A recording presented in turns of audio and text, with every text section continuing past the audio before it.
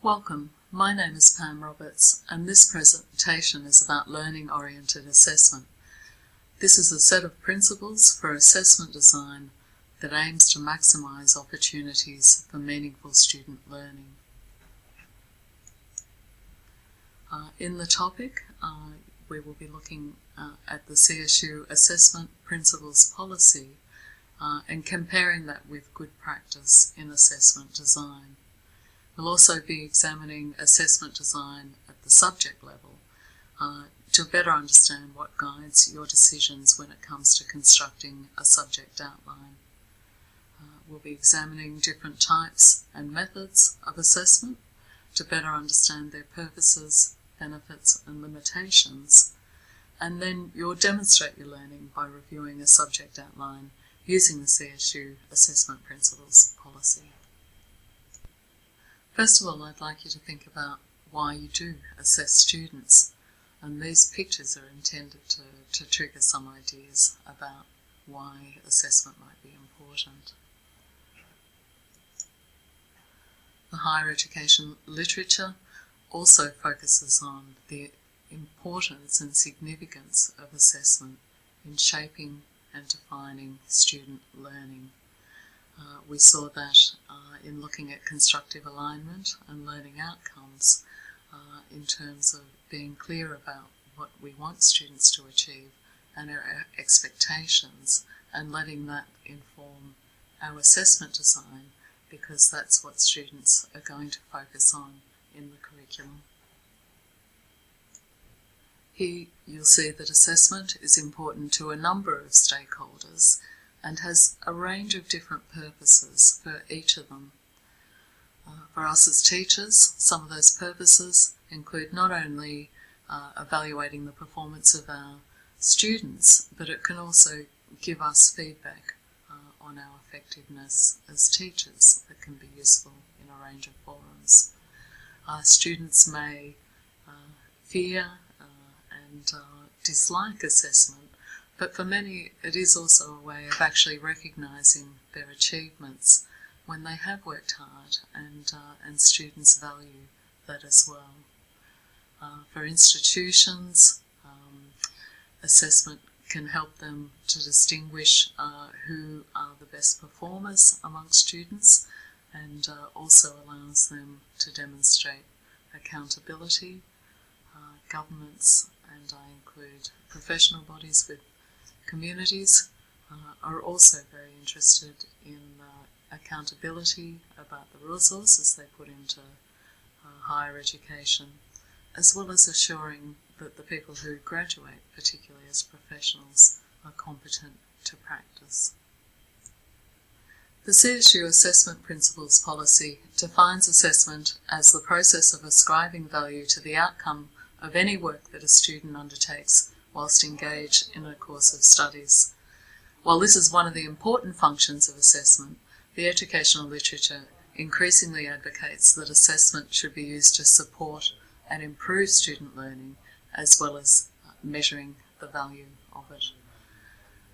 These are some of the key principles that I've selected from the CSU Assessment Principles Policy that guide how we design assessment at CSU.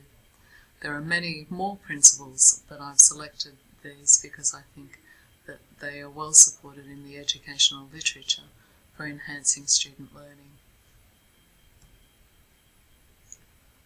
So what does the educational literature indicate as being good practice in assessment design? Constructive alignment is something that you'll be very familiar with by the end of this course, where your subject learning outcomes inform the selection and design of assessment activities and the assessment criteria. The CSU policy is based on criterion referencing, and learning outcomes are very important for that process, because students' grades are based on their achievements against clearly stated criteria and standards for particular levels of performance, and the learning outcomes help us to define what those criteria are. Another important principle that's represented in the CSU policy is formative assessment and feedback. Formative assessment is considered integral to good teaching because it helps students to evaluate how well they're learning and to improve their performance. And feedback is also critical to that because feedback needs to meet certain principles to help students to improve their learning. So feedback needs to clarify to them what good performance is and to deliver high quality information to students about their learning. Another principle that is becoming commonly used in higher education is sustainable assessment, which was written about by Bowd first in 2000, and that is that assessment should develop students' capacity to make complex judgments about their own and others' work, because this is the world they're likely to be operating in the future. So you'll see that once students are out in their professional roles in the workplace, they no longer have someone, a teacher, an academic, defining the quality of their work. So an important part of our role in assessment is to transfer that ability to judge their work to students, and this is also considered an important part of developing their lifelong learning skills. The different elements of good practice in assessment are captured in these assessment philosophies that were articulated by Mike Keppel in 2010. Assessment of learning is our traditional approach to assessment, which is still very important, where assessment involves identifying appropriate standards and criteria and making judgments about the quality of student work. At the next level, we can think of assessment as being for learning, and here you'll see that formative assessment and feedback are emphasised. Assessment as learning is where we're starting to blur the boundaries between assessment and learning tasks. So this emphasises students' participation in the assessment process, and self-assessment is central to that. And then learning-oriented assessment, which I mentioned as being the subject of this presentation, is where we no longer distinguish between formative and summative assessment, because all assessment tasks can have elements of both, and we're focusing on maximising the productivity of student learning.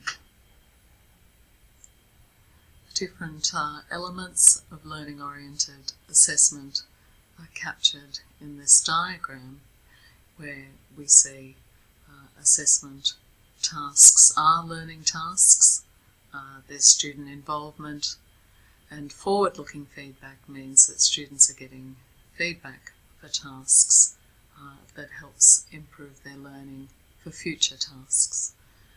Mike Keppel makes a longer presentation about his philosophy in the slide share shown below. So how does the CSU Assessment Principles policy reflect those good practices in assessment design that I've talked about, and which of the different assessment philosophies identified by Keppel best describe it? So we'll go back to the policy and have a look. So looking at the CSU Assessment Principles policy, we'll see that it reflects many of the good practices I've spoken about, being criterion referenced and standards based, so that makes the intentions and expectations clear to students, that assessment tasks at the whole of subject level are sequenced and scaffolded so that students build progressively their capabilities and skills. That has elements of that assessment as feed forward principle, Students are encouraged to be active partners through both undertaking challenging responsibilities and making choices. So very much about students participating in the assessment process, as in assessment for learning and learning-oriented assessment. You're encouraged to include early formative assessment tasks that provide feedback to students, and in particular for some subjects in courses to help students identify, or to help you identify, students who are in need of English language and numeracy support, providing constructive and timely feedback, and other principles. One that we look at more specifically about encouraging academic integrity and minimising academic dishonesty. We'll look at that in relation to individual assessment tasks later, but all of these principles help, of all early formative components to assessment, etc., help to contribute to that as well. So which of Keppel's assessment philosophies do you think are reflected in the CSU policy? I know it's intended to reflect assessment for learning, which was the dominant philosophy at the time it was written, and is a good philosophy, but I think you'll also see that many of its components represent learning-oriented assessment. So I think the CSU policy does identify very strongly with what I understand to be good practice in assessment design, which is great when we're advocating that's what you need to do. The CSU policy provides principles for designing assessment at the subject level as well as for individual assessment items. So in this presentation I'm looking at how you design a whole of subject assessment plan, and here are some guidelines that I suggest. One is that you need to choose a mix of assessment items. This will help you to address all of the subject learning outcomes, which may be suited to different forms and modes of assessment. A mix of assessment items also gives students the opportunity to demonstrate their learning in different ways, and that can be very important for students with different kinds of learning styles and preferences. As we saw in the policy, having low stakes early formative assessment so that you can diagnose student learning needs, and also it gives you the opportunity to set expectations with them about things that they might not be familiar with, how high a standard you want for writing and referencing, and things like that. Ensuring that your assessment items are linked and developmental so that learning and feedback are useful for later tasks, and also integrating learning activities with assessment so that you are developing students' knowledge and skills to help them to do the task.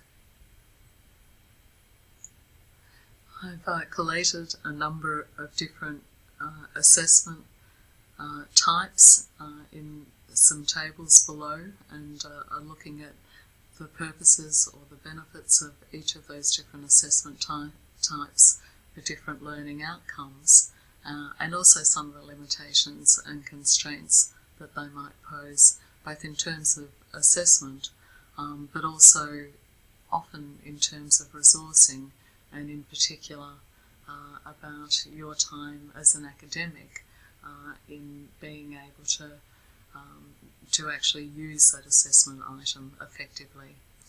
But first of all, I'd like to say when you do look at these assessment types, you'll probably notice that some of them are very common to your subjects and your discipline, whereas others you may hardly use at all, or have not even heard of very much. And some of these people, James, McInnes and Devlin, have written quite a lot about assessment and had a major ALTC project in the early 2000s. They believe that the values underlying our approaches to assessment are so deeply embedded in our academic and disciplinary cultures that they're very difficult to change. So part of what we're doing in this subject can be to help you to challenge some of those ideas by thinking about why you're assessing and what you want to achieve from your assessment, so that it doesn't just become a matter of doing things unreflectively.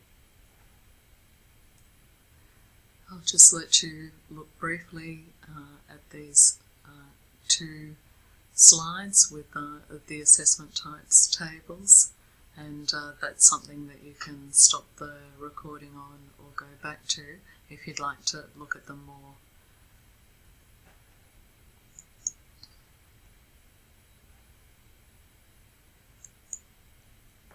So as you are looking at them, think about which types are common in your teaching and your discipline and which are not common.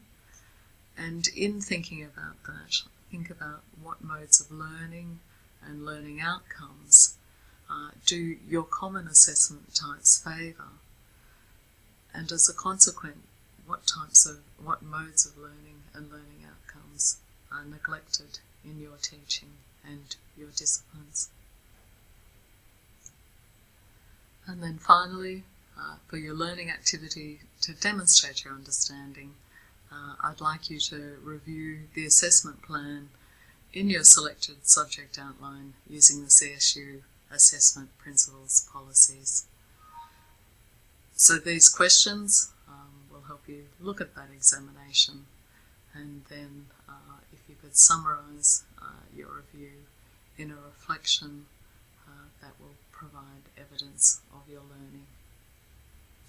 Okay, I hope this presentation has been useful to you and has encouraged you to think more deeply about some aspects of your assessment. Bye.